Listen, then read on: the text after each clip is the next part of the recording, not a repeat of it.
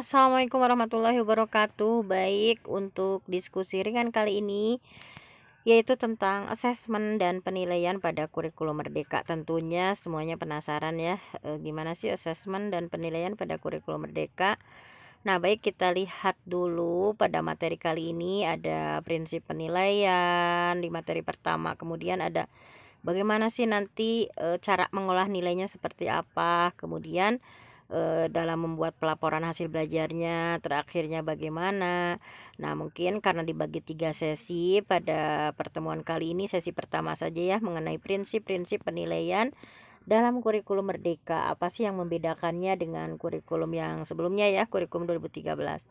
Nah, baik, prinsip asesmen secara umum dulu nih, bahwa asesmen itu di sini merupakan bagian terpadu pada proses pembelajaran. Jadi asesmen itu merupakan terpadu gitu ya dengan proses pembelajaran, bahwa sebelum belajar itu pastinya ada asesmen diagnostik dulu ya, sehingga ketika pembelajaran itu diketahui strateginya mesti seperti apa. Setelah diketahui dari hasil asesmen bahwa kebutuhan murid itu ternyata setelah dites diagnostik seperti ini ya, kemudian fasilitasi pembelajaran dan penyediaan informasi yang holistik gitu ya.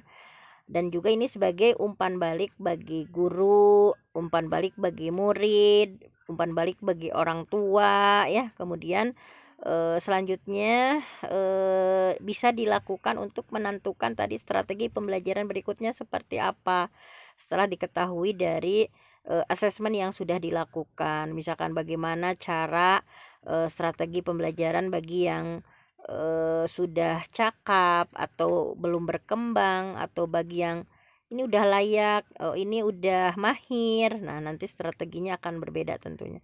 Kemudian asesmen ini dirancang dan dilakukan sesuai dengan fungsinya, dengan keleluasaan ya. Merdeka di sini artinya diberikan keleluasaan untuk menentukan teknik dan waktu pelaksanaan asesmen supaya efektif mencapai tujuan pembelajaran.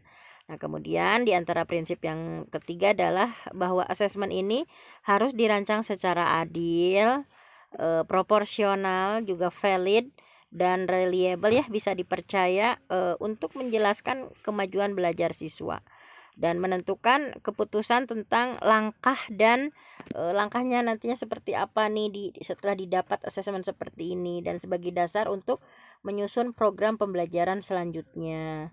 Nah, kemudian laporan kemajuan belajar dan pencapaian peserta didik harus sifatnya sederhana ya. Laporannya harus sederhana dan informatif gitu. Jadi bukan hanya sekedar angka yang tidak, ini maksud angka ini gimana gini, tetapi hal yang sifatnya informatif, bahwa oh ternyata si A ini pada materi teks prosedur misalnya dia belum berkembang gitu, perlu intervensi seperti ini misalnya, perlu pendampingan intensif. Oh, si A ini dalam teks prosedur dia sudah mahir misalkan, sehingga ya boleh belajar secara mandiri misalkan. Kemudian ada yang selanjutnya bahwa oh tentang teks prosedur ini si B dia baru layak gitu ya, jadi harus ada pengarahan dulu sebentar dari guru, kemudian nanti dilanjutkan dia melakukan secara mandiri.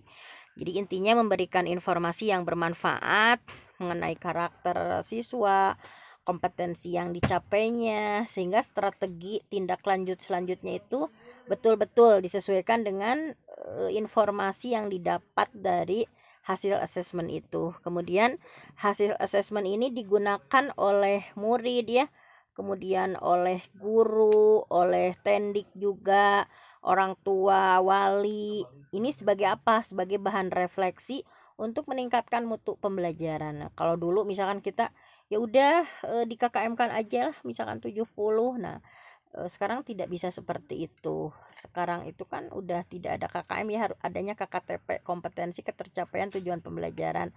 Nah, ini nanti difikirkan kelemahannya di mana, kekurangannya di mana nih. Selanjutnya untuk meningkatkan mutu pembelajaran itu mesti seperti apa yang dirubahnya, apa salah dalam menentukan model tidak disesuaikan dengan gaya belajar mereka, apa salah misalkan dalam menentukan media misalkan sehingga tidak disesuaikan dengan readiness-nya, kesiapannya gitu ya, profilnya, kemudian yang lain-lainnya. Kemudian di sini ada perubahan paradigma mengenai asesmen di kurikulum Merdeka, bahwa kalau selama ini pelaksanaan asesmen itu cenderung berfokus pada asesmen sumatif gitu, untuk yang dijadikan acuan ngisi laporan ya, ngisi rapot atau ngisi laporan hasil belajar itu selama ini fokusnya ke sumatif gitu.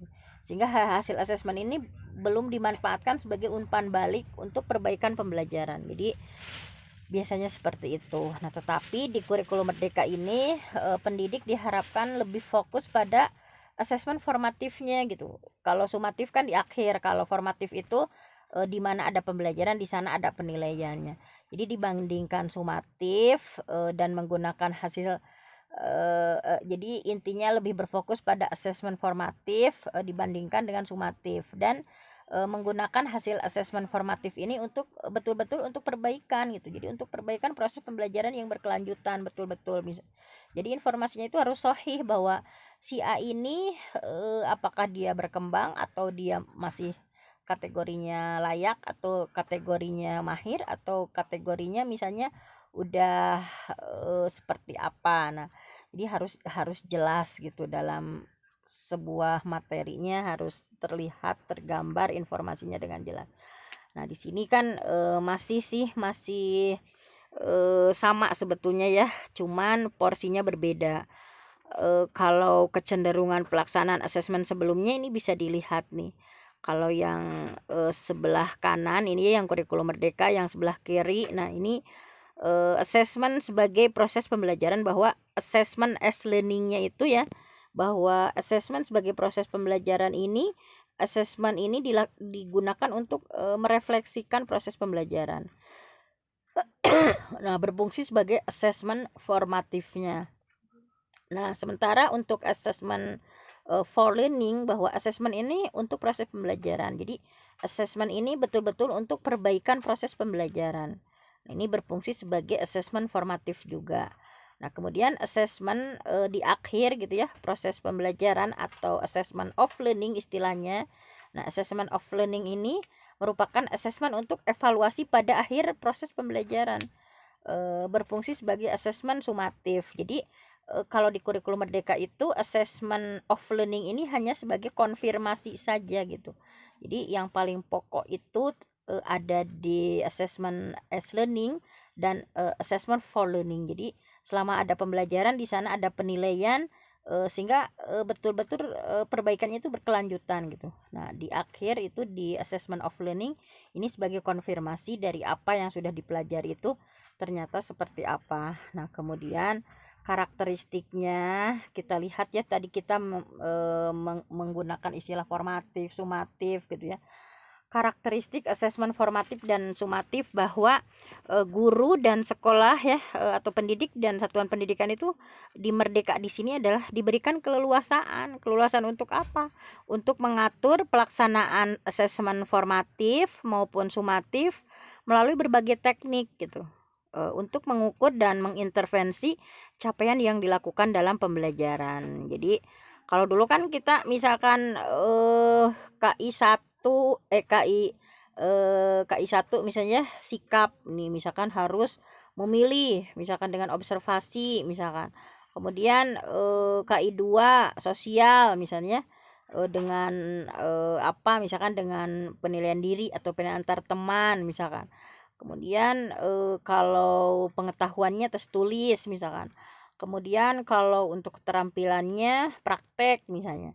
Nah, di sini di kurikulum Merdeka ini diberikan keleluasaan gitu ya, tidak mesti bahwa pengetahuan harus ada tesnya, keterampilan harus ada tesnya, sikap harus ada tesnya. Nah, tetapi bisa jadi gitu ya dengan satu teknik misalnya atau beberapa teknik ini bisa menilai baik sikapnya, pengetahuannya atau keterampilannya.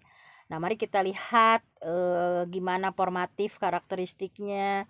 sumatif karakteristiknya gimana. Kalau formatif ini terpadu dengan proses pembelajaran. Nah, jadi di formatif ini terpadu gitu. Jadi di mana ada pembelajaran, di sana ada penilaian formatif. Nah, sehingga asesmen formatif dan pembelajaran itu merupakan satu kesatuan.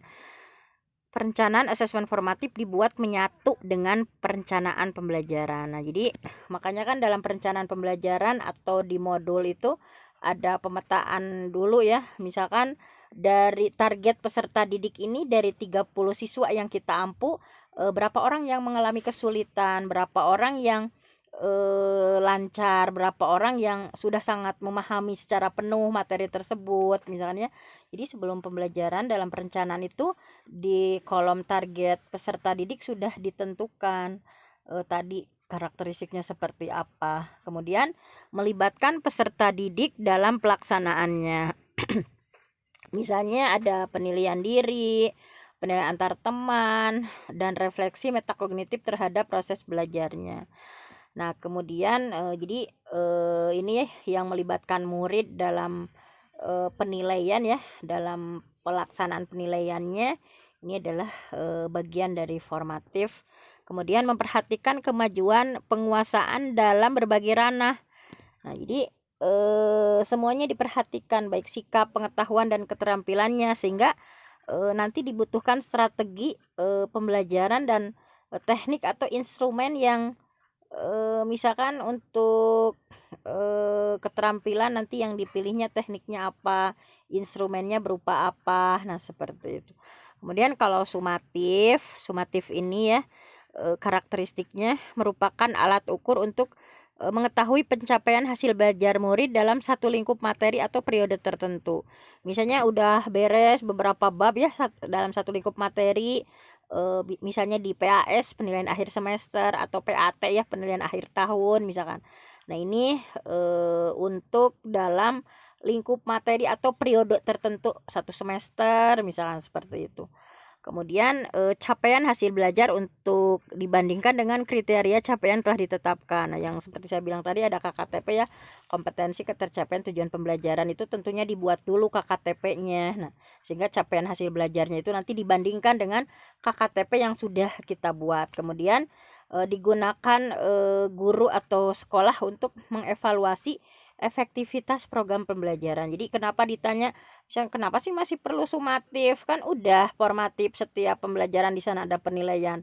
Nah, ini sumatif masih diperlukan untuk mengevaluasi apakah program pembelajaran yang dilakukan itu efektif atau tidak. Nah, jadi keduanya memiliki kesamaan, artinya ada umpan balik ya untuk pemberian intervensi kepada murid maupun perbaikan proses pembelajaran berikutnya. Nah, jadi benar-benar dijadikan sebagai umpan balik, baik untuk bagaimana ini perlu intervensi seperti apa nih kepada murid, baik dalam perbaikan proses pembelajarannya misalkan ya dan sebagainya. Nah, kemudian di sini juga bahwa apa sih yang harus diperhatikan dalam asesmen formatif, dalam asesmen sumatif. Kita lihat dulu ya hal yang harus diperhatikan dalam pelaksanaan formatif. Jadi ya hal yang harus diperhatikan dalam pelaksanaan formatif itu yang pertama harus dilakukan secara terus-menerus bersamaan dengan proses pembelajaran. Jadi kalau formatif itu memang asesmennya harus terus-menerus gitu kan, di mana ada pembelajaran kita pretest dulu kayak tes diagnostik dulu tadi ya.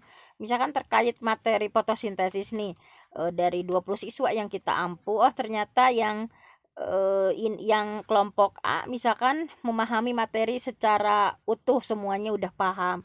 Ada kelompok yang baru paham sebagian, ada kelompok yang belum paham sama sekali misalkan. Nah, seperti itu. Nah, kemudian setelah itu tentunya strateginya berbeda dengan menghadapi ketiga kelompok tersebut. Nah, kemudian selanjutnya ada pretestnya gitu ya. Kemudian pada akhirnya dalam rangkaian pembelajaran itu tentunya nanti bisa terlihat gitu capaiannya seperti apa. Kemudian menggunakan berbagai teknik assessment sesuai dengan target pada tujuan pembelajaran. Jadi tekniknya disesuaikan dengan tujuannya gitu ya. Ketika menggunakan tujuannya misalkan ingin praktek nih, tentunya tekniknya juga yang sifatnya bisa praktek ya. Misalkan tujuannya itu untuk supaya lebih memahami materi, misalnya sifatnya pengetahuan. Tentunya teknik yang dipilihnya pun yang sesuai gitu ya. Nah, kemudian memberikan umpan balik baik untuk peserta didik maupun pendidik. Nah, jadi betul-betul asesmen formatif ini setelah diketahui nih sebagai murid masih seperti apa nih, sebagai guru juga ketika mendapati analisis hasil penilaian anak itu, oh ternyata dalam strateginya kita salah nih, misalkan ada sesuatu yang mesti diperbaiki. Kemudian berorientasi pada perubahan, bukan hanya sekedar memenuhi kuantitas nilai yang termuat dalam rapot. Jadi bukan hanya 80, 90 atau 70 gitu ya yang sifatnya kuantitas, tetapi yang betul-betul berorientasi pada perubahan, bahwa anak ini memang belum berkembang dalam materi ini, perlu intervensi, perlu pendampingan intensif misalnya. Bahwa anak ini memang udah mahir dalam materi ini. Jadi memang dia sudah bisa belajar secara mandiri misalnya. Jadi betul-betul berorientasi pada perubahan, bukan hanya sekedar 90, 80, 70 dan sebagainya.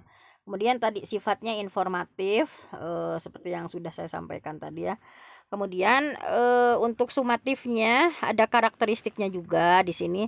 Misalnya karakteristik sumatif itu dilakukan untuk mengonfirmasi capaian pembelajaran peserta didik pada periode tertentu atau akhir lingkup materi atau semester atau akhir jenjang. Maksudnya jadi kenapa sih, kan udah ada penilaian tuh di formatif, kenapa mesti ada penilaian akhir lagi? Nah, ini sebagai konfirmasi saja apakah capaian pembelajaran ini seperti apa nantinya gitu ya, setelah digabung beberapa bab misalkan ya, bab 1, bab 2, bab 3, atau CP-nya ya, TP-nya maksudnya, bukan berapa bab, TP-nya, TP1, TP2, TP3 misalkan ya. Setelah TP itu dipelajari per itu ya, per TP dalam setiap pertemuan.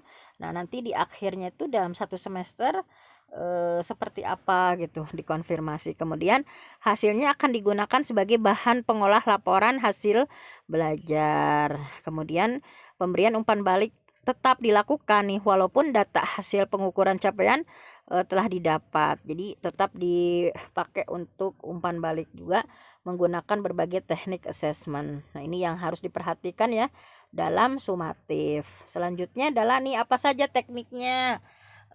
Teknik tadi kan leluasa untuk memilih teknik. Di sini ada beberapa teknik dalam melakukan assessment ya.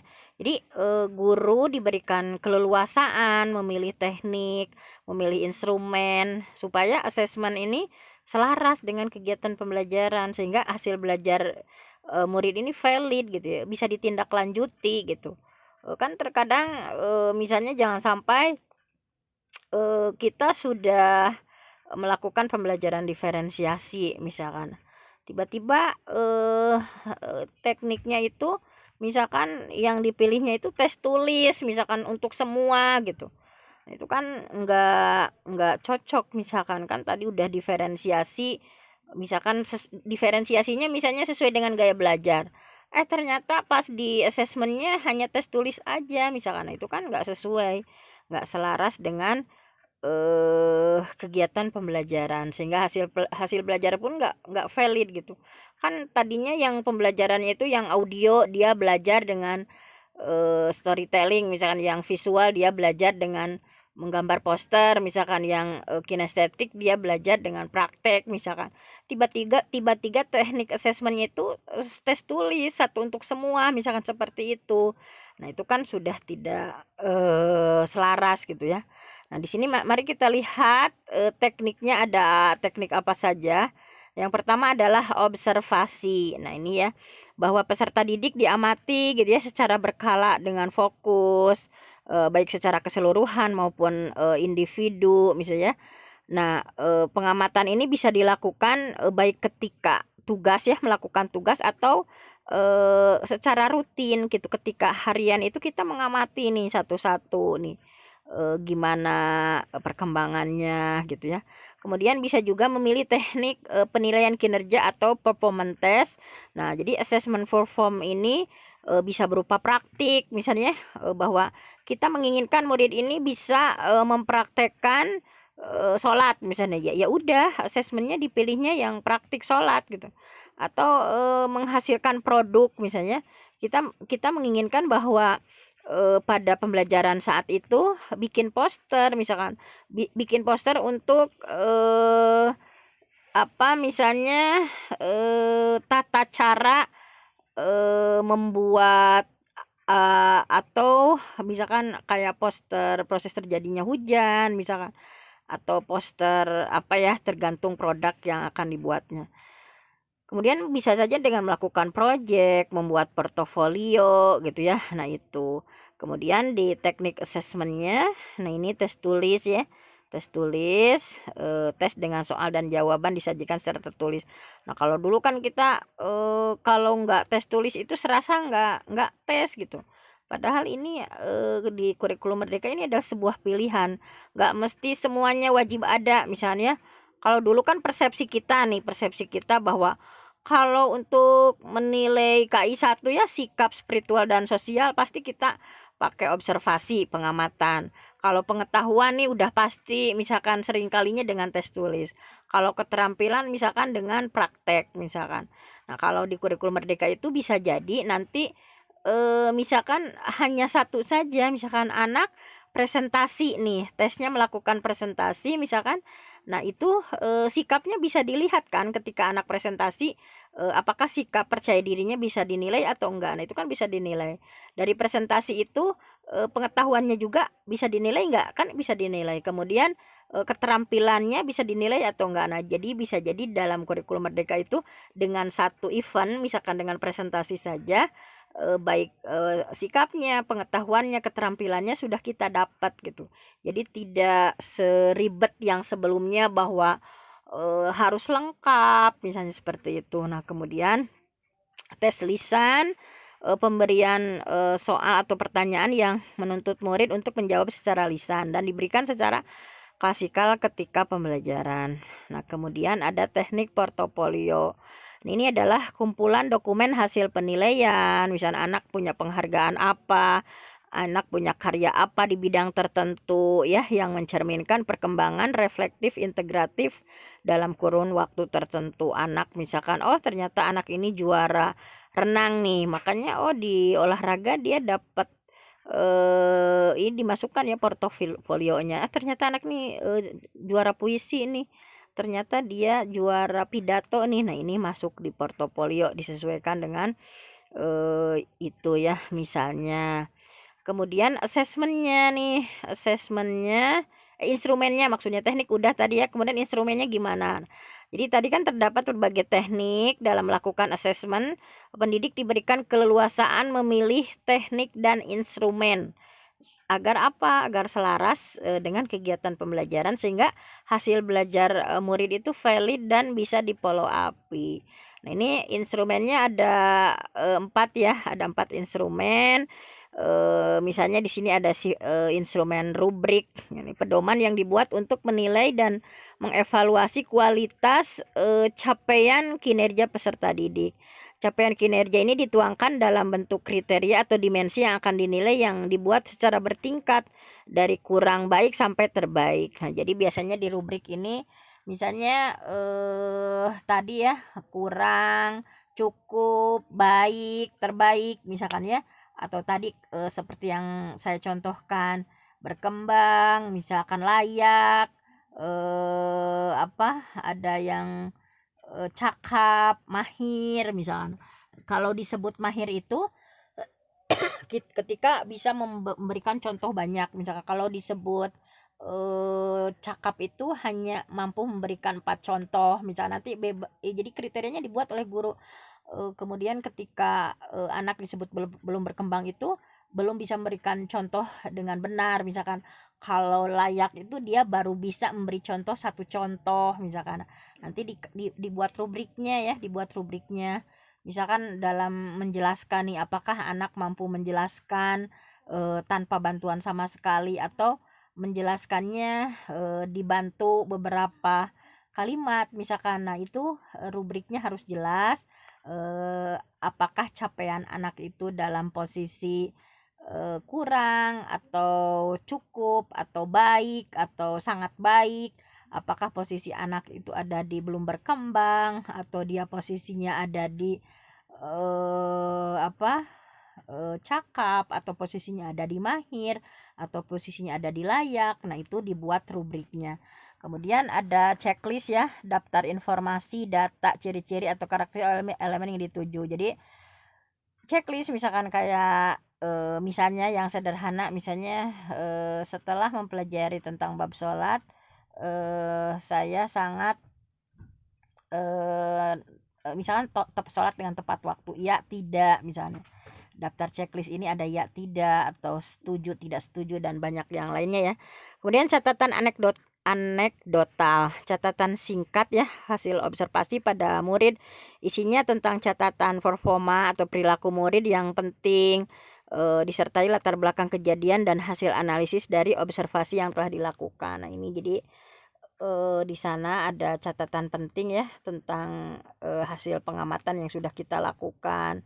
Nah kemudian terakhir adalah grafik perkembangan, grafik atau infografik yang menggambarkan tahap perkembangan belajar peserta didik. Nah ini, nah selanjutnya untuk pengolahan hasil asesmen, kemudian bagaimana cara melaporkan akan kita lanjutkan ya di sesi berikutnya. Untuk sesi sekarang mungkin sudah seperti itu dulu, dan tugasnya tinggal memilih. Nah tinggal memilih teknik ataupun instrumen dan nanti membuat contoh saja. Nah, jadi tugasnya itu hanya tiap mahasiswa ya memilih salah satu teknik. Misalkan saya pilihnya observasi, kemudian dibuat teknik observasi itu seperti apa, kemudian saya pilih rubrik. Nah contoh instrumen rubrik itu nanti contohnya seperti apa. Jadi tugasnya ya hanya memilih apakah mau observasi, mau tes tulis, mau tes lisan, mau portofolio, mau rubrik, mau checklist, catatan anekdotal, grafik. Tetapi harus dua berarti. Jadi kalau tekniknya apa yang dipilih, kemudian instrumennya apa yang dipilih. Nah mungkin hanya itu saja. Mudah-mudahan Allah mudahkan, tetap semangat. Mudah-mudahan Allah menambahkan berkah ilmu kepada kita semua. Saya tutup. Aku qauli hadza wa astaghfirullah li wa lakum. Wassalamualaikum warahmatullahi wabarakatuh.